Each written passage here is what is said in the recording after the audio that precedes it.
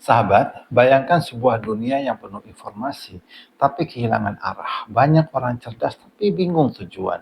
Banyak sistem dibangun, tapi rapuh karena krisis kepercayaan.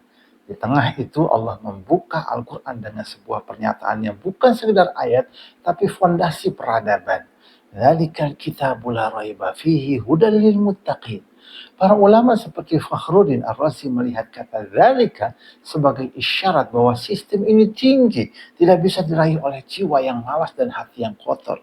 Artinya, membangun peradaban tidak cukup dengan niat baik. Harus ada proses naik kelas dalam diri manusia. Lalu disebut Alkitab bukan sekedar bacaan. Menurut Ibnu Katsir, ini adalah kitab kehidupan, panduan yang tertulis rapih. Pesannya jelas, pendidikan bukan sekedar transfer ilmu, tapi membangun sistem hidup yang utuh. Kemudian Allah tegaskan lagi, la raiba fi, tidak ada keraguan di dalamnya. Al-Qurtubi menjelaskan bukan wahyunya yang ragu, tapi manusianya. Sistem yang diragukan tidak akan diikuti. Sistem yang dipercaya, clear, tidak ambigu, bisa dipercaya. Inilah yang bisa menggerakkan tanpa paksaan.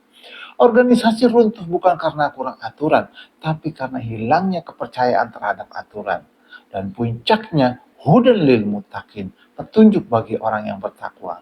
Imam Ghazali mengingatkan, hidayah tidak diberikan kepada semua orang, tapi kepada hamba-hamba pilihannya.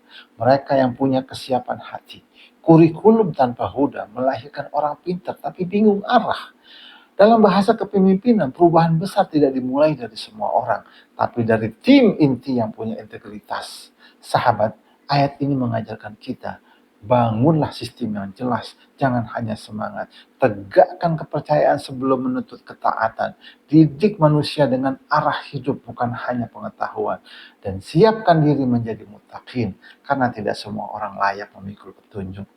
Karena itu renungkanlah dalam-dalam, bukan karena dunia kekurangan petunjuk, tapi karena manusia belum siap dipimpin oleh petunjuk. Dan mungkin hari ini pertanyaan terpenting buat kita bukan apakah Al-Quran bisa memimpin kita, tapi apakah kita sudah layak dipimpin oleh Al-Quran.